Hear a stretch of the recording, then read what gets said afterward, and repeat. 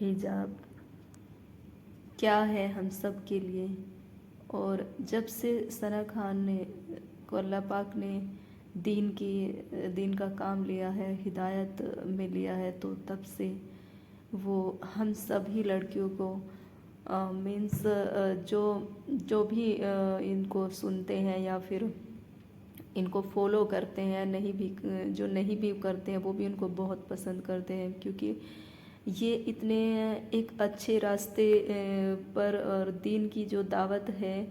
ان کی بہت ہی بے مثال ہے، اور مطلب جس اس سے یہ آئی ہیں بہت ہی مشکل رہتا ہے وہ چیز وہ کرنا، لیکن اللہ نے ان کو اتنا اچھا ان سے کام لیا ہے کہ ماشاءاللہ اللہ ہم سب کو بھی اس طرح کی زندگی، کیونکہ اللہ سے ڈرنے والی، ہدایت دینے والی، دین کی دعوت اور چھوٹی چھوٹی چیزوں سے ڈرنا، تو اللہ پاک ہم سب لڑکیوں کو بھی ہدایت پہ لائے۔ اور ثنا خان مائی انسپریشن میں پہلے سے کہہ چکی کہ میری فیوریٹ ہے، اور بہت ساری چیزیں میں ان کی ویڈیو سے سیکھتی رہتی ہوں، اور میری کوشش ہے کہ انشاءاللہ میں آگے بھی سیکھتی رہوں۔ بٹ یہ اپنی امی کے جب ان کی امی اس دنیا سے رخصت ہوئی تو ان کے ہی بارے میں سب کچھ ڈیٹیلز میں بتا رہی ہے، تو ایک بہت بڑا صدمہ ہوتا ہے ایک بیٹی کے لیے، بیکاز یہ سنگل ہی چائلڈ تھی، بٹ ہم سب کو یہ بھی ہم نے دیکھا ہے ان کو کہ اپنی امی کے لیے انہوں نے کتنا زیادہ اتنی کیئر، اتنی خدمت کی ہے کہ اللہ پاک ثنا کی جیسی اولاد سب کو دے۔ اور دیکھیں اس ویڈیو میں انہوں نے کس طریقے سے بتایا ہے کہ مرنے کے بعد کی زندگی اور اصل زندگی میں کیا فرق اور کس طریقے سے ہے، تو آگے اس ویڈیو نہیں پتا تھا کہ کوما والا انسان جو ہوتا، میں نے کبھی دیکھا نہیں تھا کہ اتنا پراپر سانس لے رہا ہے۔ مجھے لگا ممی سو ہی رہے۔ آدھے گھنٹے کے بعد جب عشاء کے بعد، تب تک تو ٹھیک چل رہا تھا 9 بجے تک کا، جب اس کے بعد وہ لیٹ گئے کچھ ٹائم کے بعد وہ الٹی کرنے لگے نیند میں، تو میں نے ان کا تب بی پی چیک کیا تو بی پی 225 آیا، تو ویسے ہی میں ڈاکٹر سے بات کری اور انہیں فوراً ہاسپٹل لے کر چلی گئی۔ بٹ جب تک ہم وہاں پہنچے تب تک آلریڈی لیٹ ہو چکا تھا، بیکاز ان کی دماغ کی 2 نس پھٹ چکی تھی اور وہ پورا خون ان کے دماغ میں جا چکا تھا۔ اور جب ہم ہاسپٹل بھی پہنچے تو تب تھوڑا ٹائم کے بعد MRI ہوا اور تب پتا چلا کہ برین ہیمریج ہوا ہے اتنا ڈیپ لیول پہ، اور میری ممی ڈیپ کوما میں چلے گئے تھے۔ سیمی ڈیپ میں انسان ایٹ لیسٹ آپ کو سن سکتا ہے انکانشیس رہے تو بھی، لیکن ڈیپ میں انسان کچھ ہی نہیں، بس ممی تھے، آکسیجن لیولز ٹھیک تھے، بٹ پھر 2 دن انہیں یہ تکلیف جھیلنی پڑی بیکاز بہت ساری چیزیں لگ گئی تھی۔ تو میں میری امی کے لیے روز ایک اسپیشل حاجت کی نماز ہوتی ہے جو ہم ایک بہت اچھے شیخ صاحب نے انس کو بتائے تھے، تو میں نے وہ حاجت کی نماز میں دن بھر وہی پڑھتی تھی ہر نماز کے بعد، عصر کو چھوڑ کے اس سے پہلے، اور میں ہمیشہ یہی دعا کرتی تھی کہ اللہ میری امی کے لیے جو خیر ہے اس کے لیے خیر کے فیصلے کر۔ میری امی بہت تکلیف میں ہے، اور ظاہر سی بات ہے ہر اولاد چاہتی ہے کہ ماں یہاں سے گھر واپس آئے اور صحت مند رہے، بٹ جب ڈاکٹرز آتے تھے اور ان کا MRI دیکھتے تھے تو ان کے ایکسپریشن سے مجھے لگتا تھا کہ شاید ایسے کیوں کر رہے، کیونکہ وہ خون نکالنے کے لیے آپ کو برین سرجری کرنی پڑتی ہے۔ میری ممی اس ایج کے اس میں نہیں تھے کہ وہ کر پائے، دوسرے بہت سارے ان کو پرابلمس تھے۔ اس کے بعد 24 تاریخ کو انہوں نے 2:15 کے وقت اپنا دم توڑا، اور ایک دم لائف بدل ہی گئی۔ اس کے بعد سچ کہوں تو اللہ سے اس کے بعد بھی اتنا رو رو کے میں دعا مانگتی تھی، لیکن دعا کے ٹائم میں ریئلائز ہوتا تھا کہ جب ایک انسان بیمار ہوتا ہے، آپ رو رو کے دعا مانگ تو آپ کو لگتا ہے وہ ٹھیک ہو جائے گا، آپ کے پاس آ جائے گا، یا کوئی اور چیز ہوتی ہے، لیکن میں نماز میں اتنا مانگ رہی تھی، پھر مجھے ریئلائز ہوا کہ اللہ میں کچھ بھی کروں میری امی واپس اس گھر میں نہیں آنی ہے۔ پھر یہ چیزیں کچھ دن ایسے جاتی گئی، میرا سونا بند ہو گیا، میں سو نہیں پاتی تھی۔ مجھے انس نے پھر کہا کہ اگر آپ ایسے کرو گی تو آپ کی طبیعت بھی خراب ہو جائے گی، اور پھر آپ اپنی امی کے لیے نیکی کیسے کر پاؤ گی؟ اب تمہیں ثنا اور اللہ سے دعا کرنی ہے کہ تم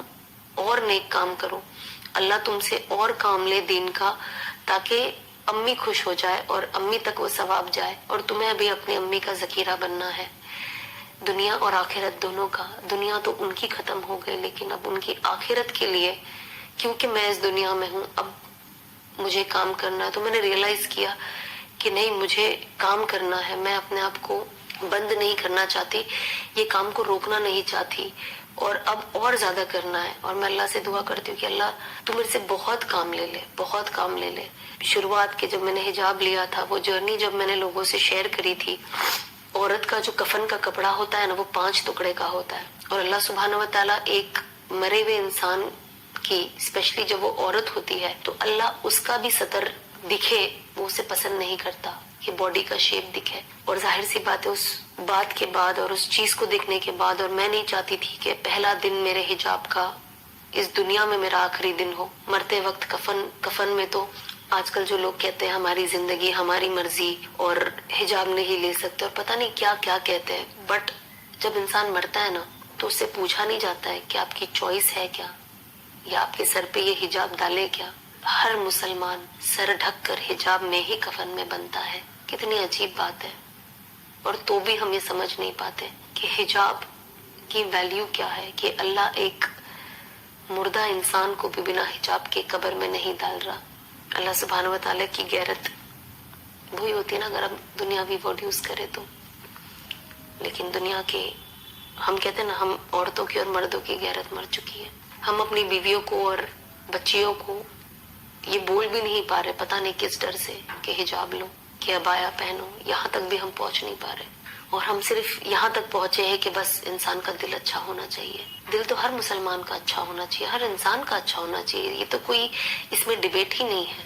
تو جب میں نے میری امی کو دیکھا, ہمیشہ میں نے یہ بات کی ہے, بٹ